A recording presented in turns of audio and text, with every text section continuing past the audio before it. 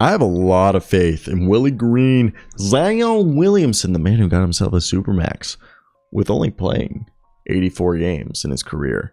But either way, that's here nor there. Zion Williamson's about to take the league by storm. Zion Williamson's hungry like a wolf. Okay, I want to hear your thoughts down below. Before we start today's video, my way too early season preview, not prediction, preview of the New Orleans Pelicans. Is it New Orleans or New Orleans? Why do I hear both of them? Is it New Orleans or New Orleans? Please tell me.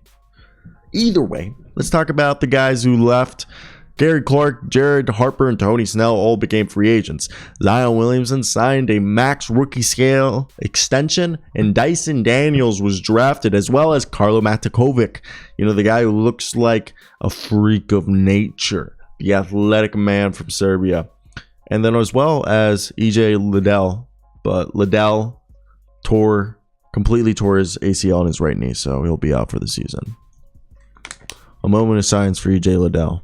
I thought he was going to be a beast and going to be like another great pick for the Pelicans.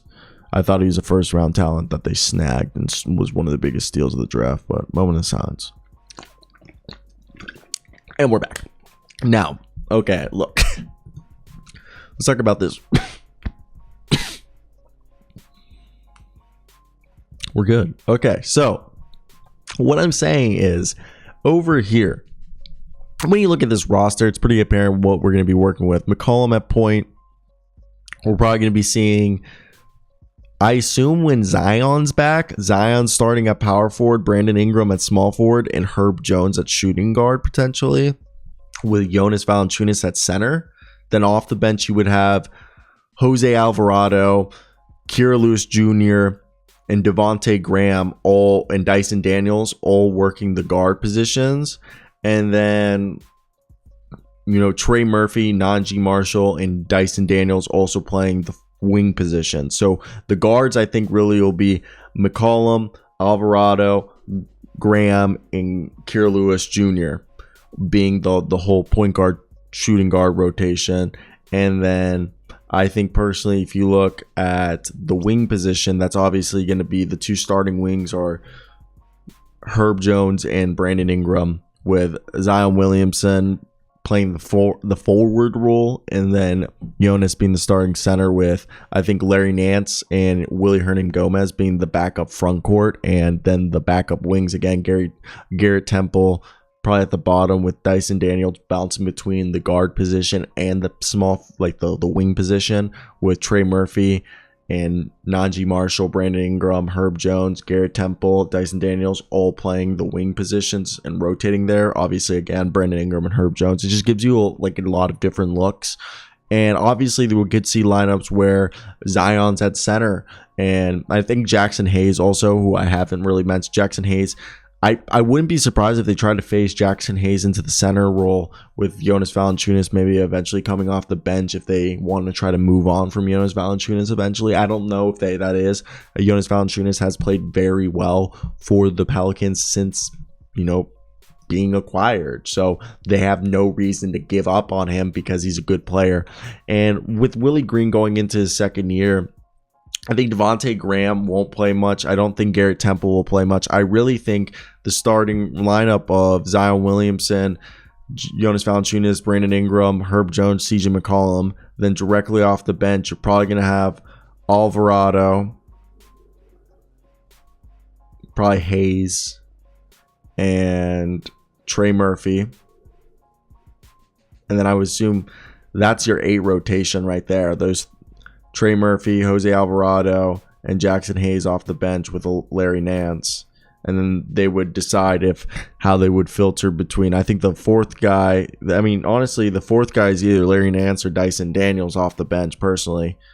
And then you would filter between, at the 5th spot, if you even go 10 deep, Kira Lewis Jr., Garrett Temple, Najee Marshall, Willie Hernan-Gomez as who can fit there.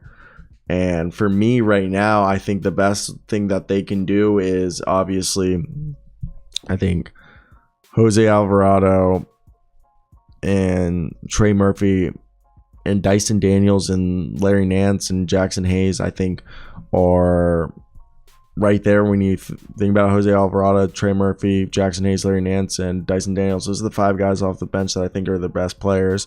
I mean, Kira Lewis Jr. is coming off a major injury, so we don't 100% know where he's at and what's going to happen. So for me, that is the big question mark. But obviously, the bigger question mark is what are we going to see in Zion Williamson? He's supposedly 100% ready to go, and he's going to dominate. I think they're going to do good.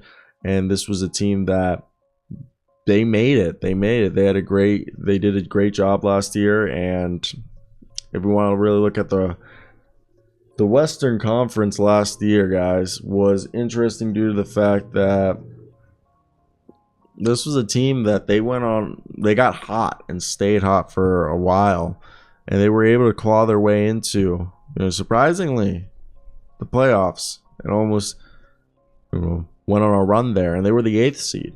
Okay. And that's the thing is, yeah, they were the 8th seed and they went 36-46. Isn't that crazy? Like the Clippers were 42-40 and they were the 9th seed. Make that make sense. I mean, obviously I know how it made sense because like it probably division stuff and like other little details, minuscule details that are like super annoying when it comes to like, they should really just do it record based and not by division based. Divisions do not matter in NBA basketball. But the Pelicans were 36-46. I think the roster's obviously better than the Jazz. The roster's better than the Rockets, the Thunder. The Rockets, they're better than the Rockets, Thunder, Trailblazers, Kings, Lakers, Spurs. Maybe the Timberwolves. They're probably much. I think it all comes down to Zion. Like when we look at Zion, okay, Zion Williamson stats. I think it's pretty crazy that he's only played like 80 some games in his career. This is a guy who I just think is wild. I mean, he averaged 27 the last full season. Not full season, but like last time we saw him play, which was when he played 60 games in 2020 to 2021. He averaged 27 points a game, 7.5 rebounds, 4 assists, shots almost 62% from the field. Yeah, 29% from 3, but still, he had a steal a game, half a block a game. He was a dog. And then check this out.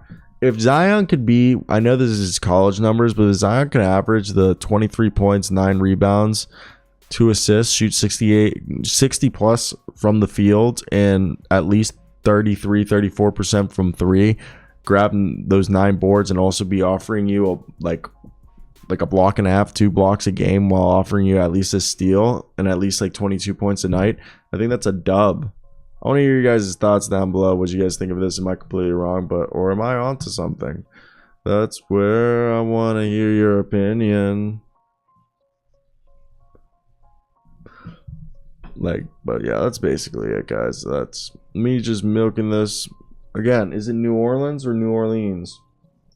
I want to know from someone from there.